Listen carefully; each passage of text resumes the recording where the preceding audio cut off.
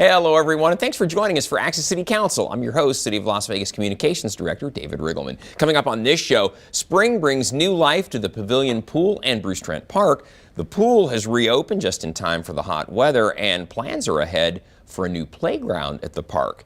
Here to discuss these topics and a whole lot more is the councilwoman who represents Ward 2. Of course, it's Victoria Seaman. You know who it is. Welcome back. How are you? So happy to be here. It's good to see you. We have a full show. A lot going on in Ward 2. A lot. And yeah, it's an exciting time of the year. You know, very exciting. Spring's here, and that means we're opening up. Yeah, we're opening up, and the state's opening up again. And yeah, lots to talk about. So we're going to jump right on that. You and I know Ward 2 well. We live there. It's our stomping ground. But if you're not exactly sure where Ward 2 is located, well, don't worry. We're going to show you on the map. It's that area appropriately enough with the 2 on it. But basically west of the Rainbow Curve, if you're trying to get your bearings a little bit. If you live in that area or work in that area, then you are in the city limits of the city of Las Vegas. And of course, if you're a resident out there, you are represented by Victoria Seaman on the city And it's council. growing, isn't it? It is. That area west of the 215, we always yeah. talk about. It's booming out there. Booming. So, yeah. So it's exciting. Very. Yeah. And speaking of booming, we're very happy about this. You posted this on Facebook. I love it. I'm so excited to be out here on such a beautiful day to reopen the Pavilion Center pool here at Veterans Memorial Center. Now, this was a long time coming because we did a real complete renovation of that pool. Right? Yeah. Well, I can tell you this: those kids out there were so excited.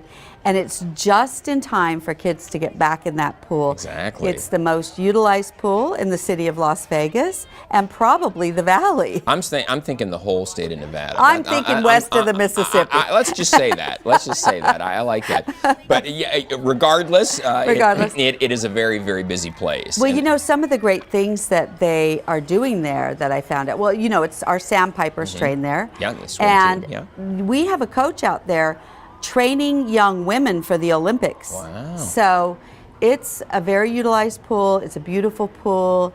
It's a huge pool. And I got to tell you, those kids were amazing. They were so excited.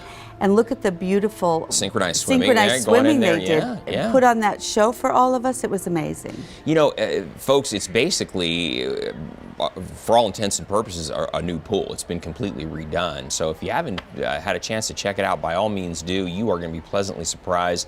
It's like we started over from scratch. That's right. And there you go. So beautiful facility, and we are open again. Now there's some restrictions. You got to wear a mask when you're not in the water, that kind of stuff. But otherwise, it's open to the public and ready to go. So check it out. Very excited about that. Exactly. I love it. And that wasn't the only thing that is new and exciting in Ward 2. The pool is cool, but also Bruce Trent Park, big time thing, new playground, art in the park. Correct. This is really close to my house, and so we're really excited. We had everyone come out, Great Outdoors Nevada, my staff, the actual CEO of Burke Playground, who actually, where we got the playground, flew out from Wisconsin. Women's National Carpenters, the Carpenters Union, I could go on and on. The Girl Scouts, IKEA, they all came out to build our playground. And what's so nice is we started this. We're the first in Las Vegas where we had a volunteer build the playground. Wow. So I hope that trend kind of continues because it really involves the community into the building of the park and into the park. Yeah. So. And Bruce Trent Park is so heavily utilized, everyone. It's at the corner of Vegas and Rampart. We have the farmers market there. There are tennis courts there. Right adjacent to it is the sports park.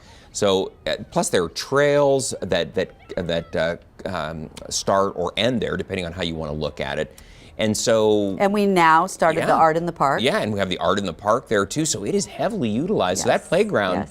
Much needed, and yeah, let's talk about art in the park too. Yeah, well, people need to come out because we have new pavilion where people can have barbecues and parties. So we just gave the whole park a facelift. So I'm really excited, and especially now that things are opening up, it's a great time for people to go out and explore those parks. And yes, the art in the park, we started a new trend, which we're going to continue, and it's getting local artists who actually have it's their handmade art. We make sure that it's not mass-produced stuff, but we had about 50 booths out there.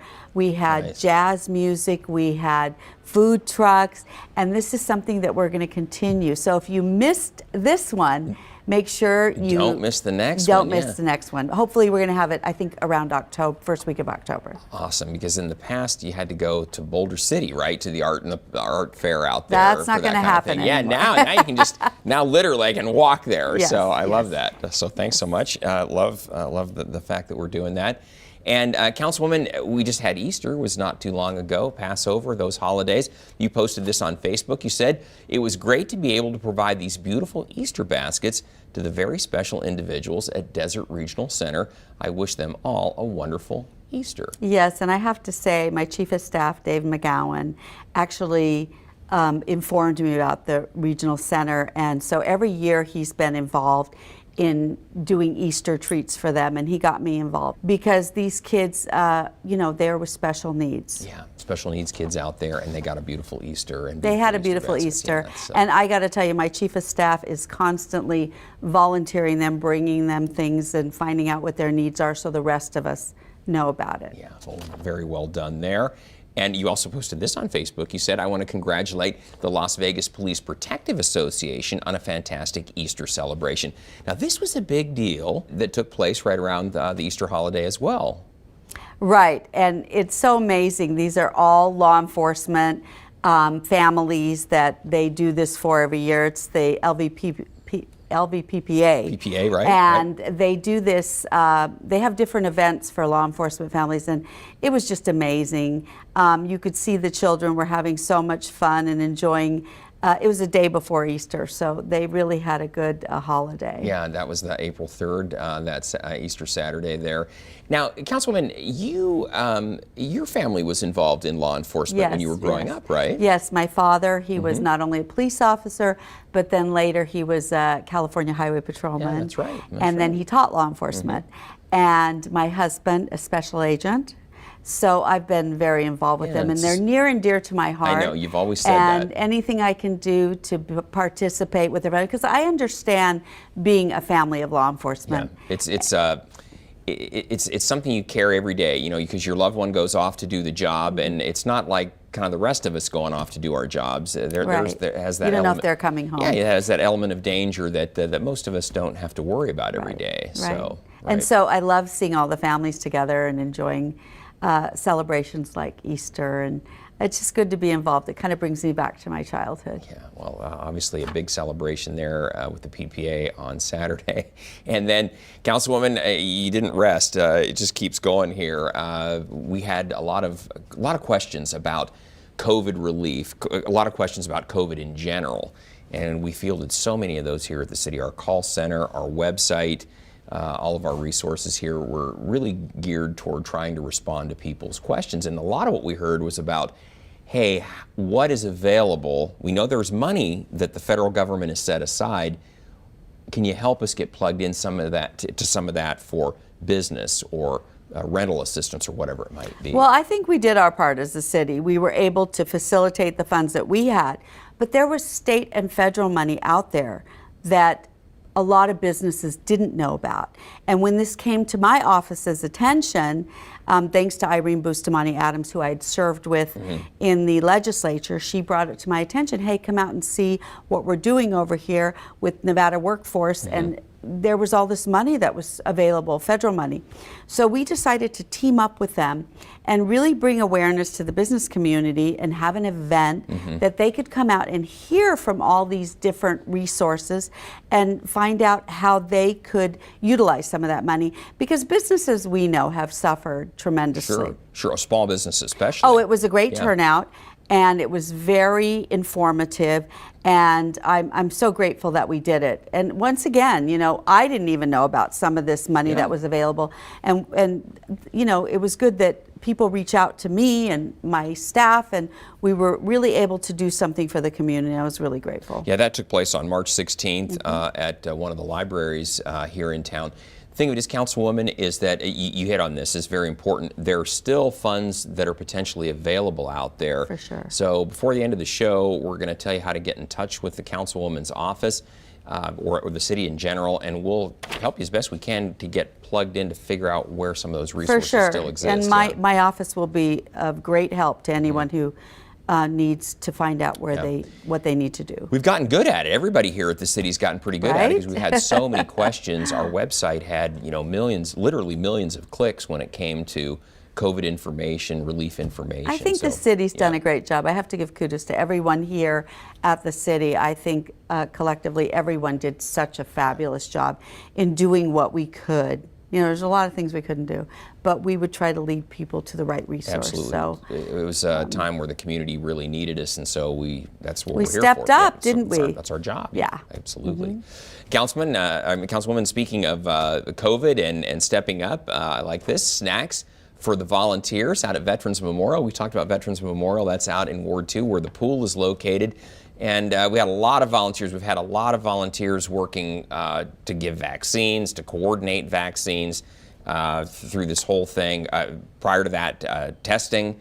And so here you are. You went out and said, hey, thanks to all those folks that put their masks on, rolled up their sleeves, and got to work. Our city's amazing. So we've just had so many volunteers all through COVID, all through the whole pandemic, and now with vaccines. So we do need to take the time and thank those people for volunteering their time. Councilman, I don't recall the numbers off the top of my head, but I know you had a huge turnout of people out there who, as the different segments of the population, the different age groups were eligible for vaccinations.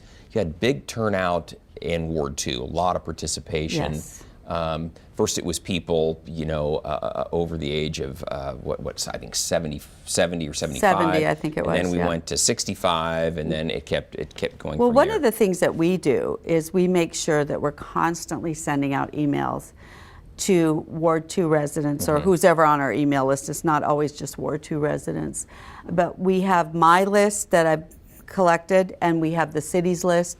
And so we regularly send out notifications about not only the vaccine, but all different things that we need to inform people about. So we are constantly sending out information to Ward 2 residents. No, and it's been really helpful, especially now in the state of Nevada. Anyone over the age of 16 is now eligible to get the vaccine. And we're going to do everything we can to provide those venues across the city for people to get their shots. Yes, and we'll continue to do that. And again, before the end of the program, I'll say this again, contact information for the Councilwoman's office. They'll do a great job of getting you headed in the right direction for whatever your question might be. Councilwoman, I want to talk about this too. The Ahern Orchard. Now, a lot of people may not even know what the Ahern Orchard is and some of the good work that they do out there, but you do, so tell us about Well, this. you probably wouldn't know about it because they don't advertise and they don't talk about all the good work that they're doing. And I just happen to know Lloyd Benson, who is the one who started this orchard with Don Ahern. And they've talked to me about it, I've toured it, and I said, oh, so I can come and buy some fruit and vegetables? And he said, no, absolutely not. We donate everything. Wow. And I thought, well, where is it located, Councilwoman? I've lived here for all these years. I didn't even know that Ahern had right an on orchard. Bonanza. Their office is on Bonanza, right next to that, and I guess the closest cross street would have to be Martin Luther King. No kidding. But I didn't know it was there. I had no idea. It's acres. I think it's like 10 acres. No kidding. And I have to say, I drive by it all the time on 95. Didn't know it was there. Exactly. Wow. And I just thought people needed to know the good work that they're doing. And I said, I have to come out and film this because I want people to know what you're doing. Wow. And they donate everything to Catholic Charities, 3 Square, all the food pantries. And it's apples and lemons and limes, or what are they growing out there? Everything. Wow. Everything. No kidding. They grow everything, and they're continually expanding and growing other things. And it was very interesting to talk about the horticulture aspect of it and how much Lloyd has learned about it, because this is a real passion for him. Wow. And I thought people should know the work that they're doing. Well, I think all of us are learning something. I am, because we've all heard of the Gill Crease orchard out toward Ward 6, but didn't know that there was an Ahern orchard really close to the center of town, if you will. So, and good for them for donating all those things to the different... So you can't buy it. If you want something, I'm sure they'll give it to you, but you can't buy it. It's for people who have a bigger in need. Yeah, yes. Yeah, that's great. Well, good for them, and thanks for the info. Thanks for the info. Didn't know about it at all. And then, Councilwoman, let everybody know you recently appointed a new person to your Parks and Recreation Advisory Committee, Mr. Mike Henley, right? Right, and we did not appoint him. We reappointed him. Reappointed him, okay. And okay. when I met him, I thought he was so fantastic. He loves the parks. He's got a lot of experience working in city parks for years. And I thought that I asked if he would like to be reappointed because he's doing such a phenomenal job.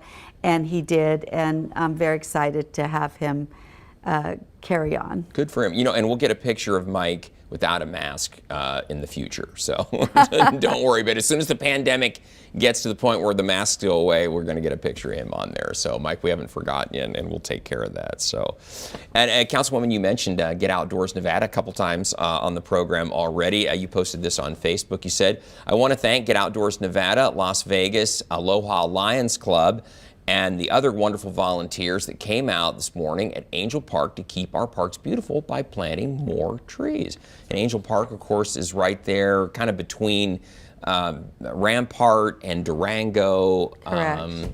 I guess the closest cross street would probably be what, Councilwoman? Alta and... Alta would probably be the closest. Yeah. And I'm really excited about all of our parks in Ward 2. We were able, a lot of it through the volunteers, and thanks to Great Outdoors Nevada, because they come together and we're just beautifying the parks. And I'm pretty excited. And I think people need to go out and check these parks out since we've done all the facelifts on them. Well, we really love volunteers too, folks, because the city does a great job. We have a great Parks and Rec team, great crew, ground crews, but they can't get to every single thing. And when we get volunteers like that, you get a group We can of them, do so much more. Yeah, and things happen a lot faster because instead of having, you know, a crew of 5 out there, now we've got a crew of 50. Yeah, you know, and things happen quick then. That's true. And we provide the equipment, the shovels, whatever else you need. Everything.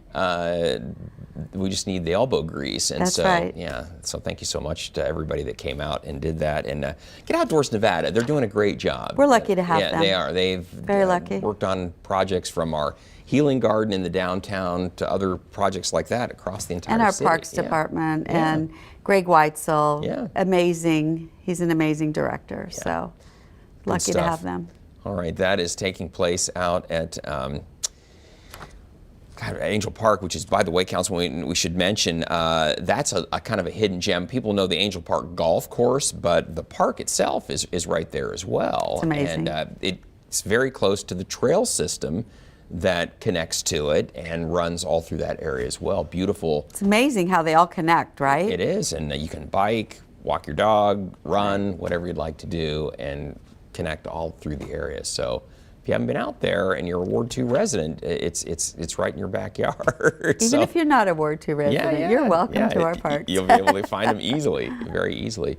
And then, Councilwoman, you're doing something that's great on social media. If people follow you, they already know this, but for those who don't, she does Small Business Saturday, has a little segment where she highlights small businesses within the ward. You probably didn't know about many of these, and it's just a chance to tell you what's going on, and many of these places are literally within a stone's throw of your house. Well, it has become such a success that my friend who's a commissioner in Douglas County asked if he could replicate it. And I told him he could, because he, like me, understands that we need to get the word out about our small businesses, that it's important to shop local, and it's important to support these businesses, especially because of the pandemic over the last year. But actually, I started it before the pandemic. I know you did. And I will continue it as long as I'm here, because we have some, like you said, incredible hidden gems that no one knows about. And now they do. So if you're a Ward 2 resident, you only have to call or email my office. If you're not sure you're in Ward 2, we'll let you know. You just give us your address, and we will come out and film you for our social media. Yeah, we'll highlight your business. Councilwoman will highlight your business, and you got to be in Ward 2, and you got to be a small business. We're not going to highlight, you know, some major corporation, because they've got advertising dollars. But for the smaller businesses out there, hey, this is the information. We want to hear from you. You can contact the Councilwoman's office at 702-229-2420 or at Ward2 at LasVegasNevada.gov. And you do such a good job on those segments. Thank you. They're short. Get right to the heart of what the business is all about. You give the location. And I've learned so much. I've told you this so many times.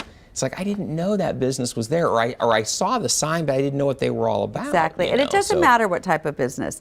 We've had everything from restaurants to dry cleaning to lawyers' offices. Yeah, everything. It really doesn't matter. We want to come out and we want to highlight. Yeah, and let everybody know where they are and what they do. So it only makes our lives better all the way around.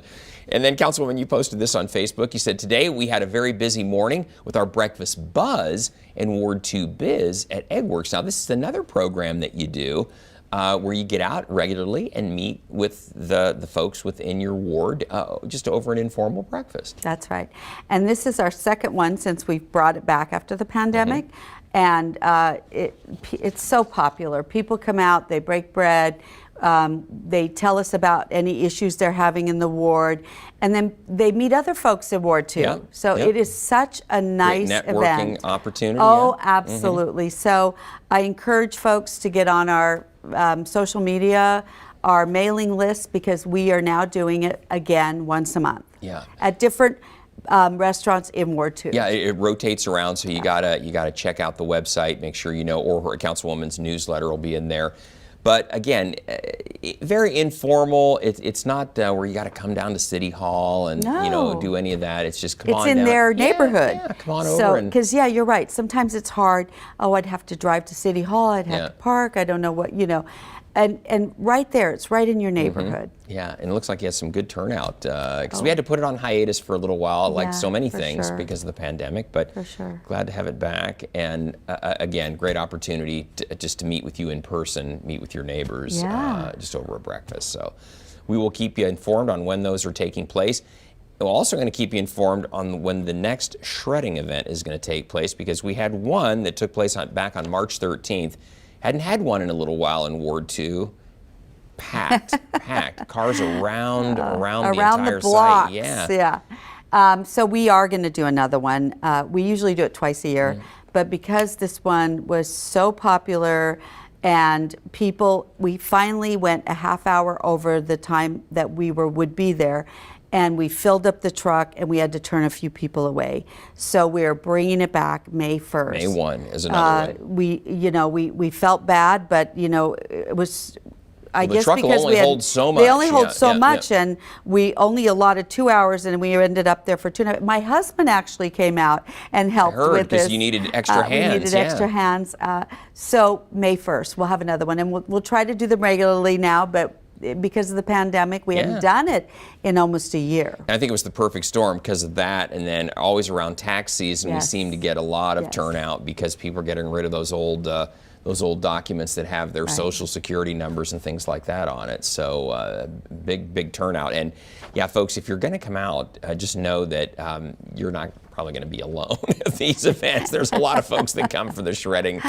And it's a good thing because you're protecting your identity. You're not going to have some document thrown away that somebody might find and use to your detriment. So again, something Councilman Stavros Anthony started, and it's such a hit. Yeah, he did, and spread across the city. So, well, Councilwoman, great work with all of that. So again, May 1st, everybody, is the next shredding event. Is it going to be out at Veterans Memorial again? Same place. Same place, Veterans Memorial, right there in the heart of the complex there with the new pool. Yeah, with the new pool, with the high school, and then, of course, the community center is there as well. Easy to find, plenty of parking and all of that as well. So, well, great job. That's a busy show. Lots in there. Yeah. Well, we're going to tell everybody, hey, we always want to hear from you out there. So if you have something you'd like to share with Councilwoman Seaman, you can find her on Facebook and Twitter. You can also contact the Councilwoman just by picking up the phone, 702-229-2420, or send her an email. The address is ward2@lasvegasnevada.gov, and she or one of her great staff will get right back to you and help you with whatever your question might be, even if it's not necessarily a city thing, right? We're good about that. So. That's right. Well, great work. We'll have you back in 6 weeks with another update from Ward 2. And, we're really busy in Ward 2. I can hardly wait to see what comes next. So, thank you. Thank you so much. Great work. And don't miss our next show beginning on April 29th with Ward 5 City Councilman Cedric Creer. You can now catch all of our KCLV shows on Apple TV, Roku, and Amazon Fire. And don't forget, you can watch us live on the internet at kclv.tv. Thanks for joining us, everyone. We'll see you next time around.